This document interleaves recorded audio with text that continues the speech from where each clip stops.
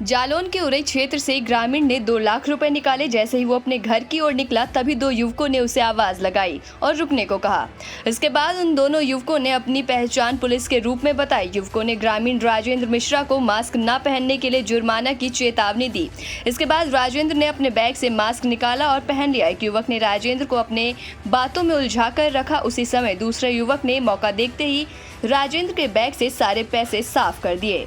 जब तक राजेंद्र को इस बात का पता चला तब तक काफी देर हो चुकी थी। इसके बाद पीड़ित ने उरई कोतवाली में जाकर पुलिस को घटना के बारे में बताया। इस घटना को लेकर अपर पुलिस अधीक्षक का कहना है कि पुलिस की टीम जांच में जुटी हुई है। से 2 सज्जन आए, आवाज देते हुए बोले चलते चले जा रहे हैं। जब से आवाज दिया जा रहा है ऐसा ही साहब बुला रहे हो, मास्क वास्क नहीं लगा, चेकिंग चल रही है, क्या लिया झोले? उसका मास्क झोले में पड़ा, अभी लगा ले रहेगा तो कोई बात नहीं। क्या लियो पहले कितना लिया? हम 2 लाख रुपये निकाल के आए पुल तक। देखा ठीक रुपये से हमें कोई लेना देना नहीं।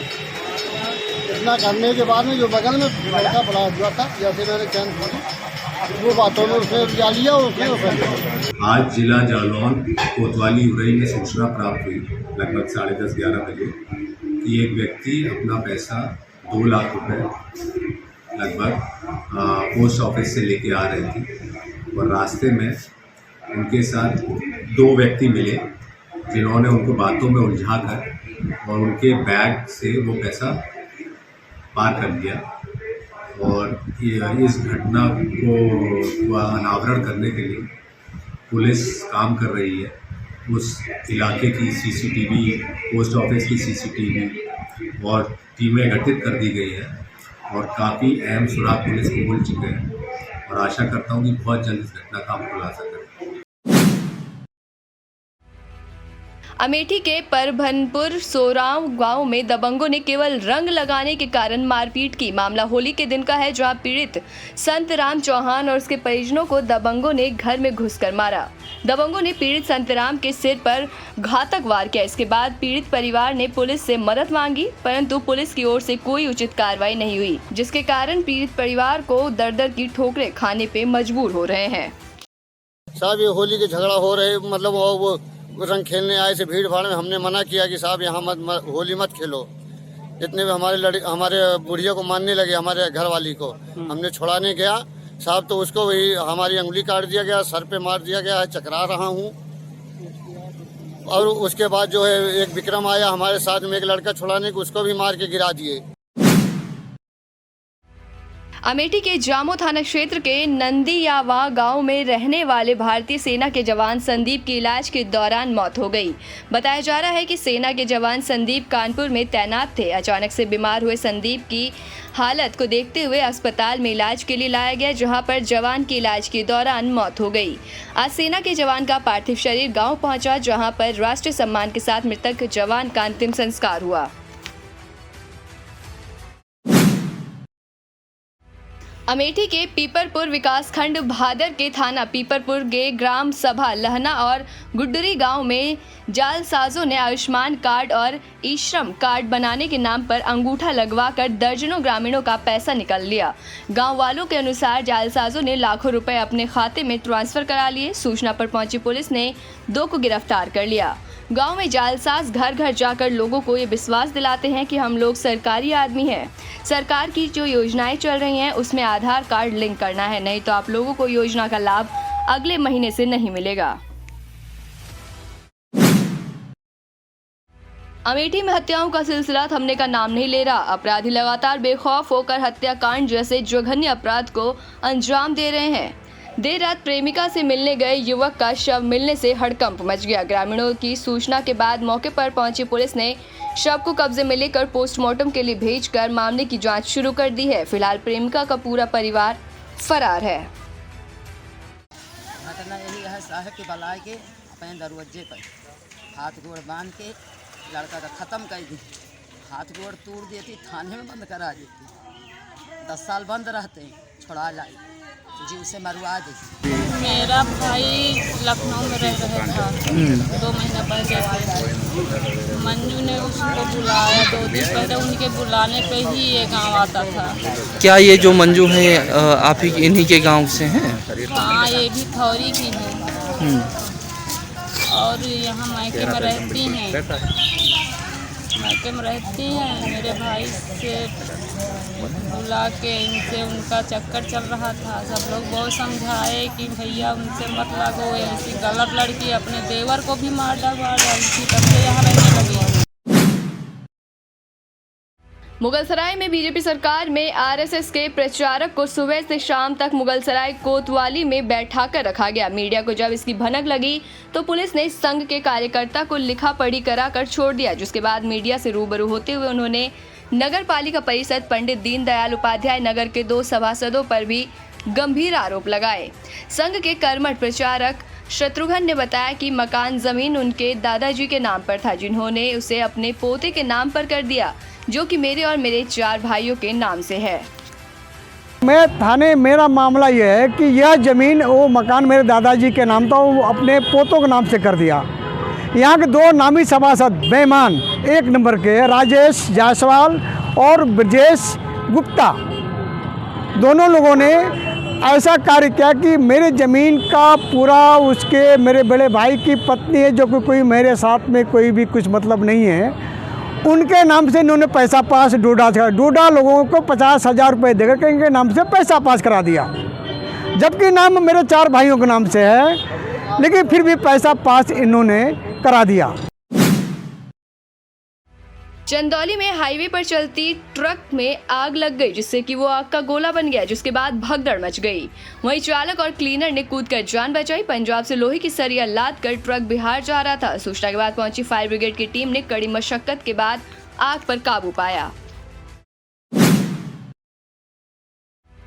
मुगलसराय कोतवाली अंतर्गत जीटीआर ब्रिज पर भारी वाहनों, खासकर लोडेड ट्रकों का आवागमन पूर्णतः प्रतिबंधित है। बावजूद इसके विभागीय मिलीभगत से बालू लदी ट्रकों को पुल से आते जाता देखा जा रहा है। इन तस्वीरों से आप अंदाजा लगा सकते हैं कि बालू लदी ट्रक आखिर किसकी कृपा दृष्टि से पुल पर फर्राटे भरती दिख रही है। 1 अप्रैल से दिल्ली की कई सड़कों पर गाड़ियों के चलने का नियम बदलने वाला है। दिल्ली की 15 सड़कों को चिन्हित किया है, जिसमें बस और माल ढोने वाले वाहनों के लिए अलग लेन होगी। दिल्ली सरकार के परिवहन विभाग की ओर से इन 15 चुनिंदा सड़कों पर लेन संबंधी नियमों को सख्ती से लागू किया जाएगा। लेन का उल्लंघन करने वाले चालकों को 10,000 रुपये तक का जुर्माना और 6 महीने की कैद की सजा का सामना करना पड़ सकता है। परिवहन विभाग की ओर से जारी बयान के अनुसार यातायात पुलिस के साथ परिवहन विभाग केवल बसों और माल ढोने वाले वाहनों द्वारा उपयोग किए जाने वाले विशेष लेन को निर्धारित करेगा, जहां ऐसे वाहन सुबह 8 बजे से रात 10 बजे तक चल सकेंगे।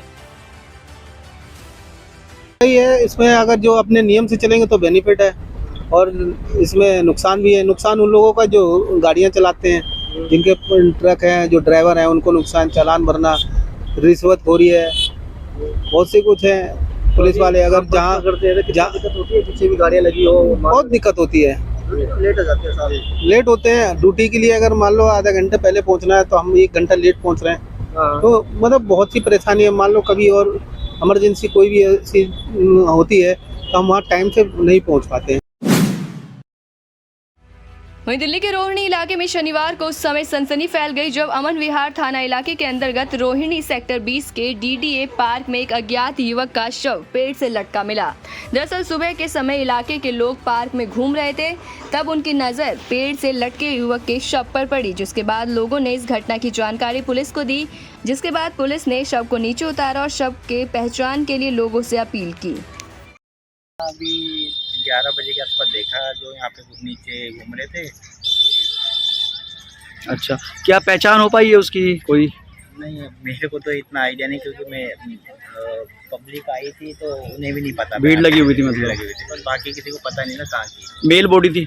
हाँ। कोई उम्र लगभग पता होगी, कितनी उम्र रही होगी? 30 से 35 लग रही थी।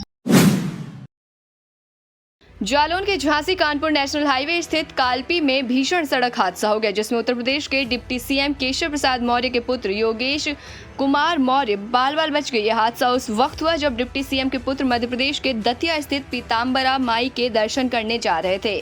यह हादसे की जानकारी मिलते ही स्थानीय पुलिस मौके पर पहुंची, जहां उन्होंने डिप्टी सीएम के पुत्र को गाड़ी से निकालकर तत्काल दूसरी गाड़ी मदद से उड़ई मुख्यालय के सर्किट हाउस भिजवाया। पीताम्बरा माता दतिया शक्तिपीठ में जा रहे थे माई के दर्शन करने। गाड़ी आ रही थी 90, 80, 100 चल रही थी। अचानक ट्रैक्टर आया बीच से डिवाइडर से, और हम लोग काफ़ी उसमें 5-6 लोग थे गाड़ी के अंदर। मैं आगे की तरफ बैठा हुआ था और काफ़ी कंट्रोल हमने किया गाड़ी, और तब तक ट्रैक्टर जो है वो हो गया। भगवान माता रानी की कृपा से, प्रभु की कृपा से कुछ कैजुअलिटी नहीं हुई किसी को।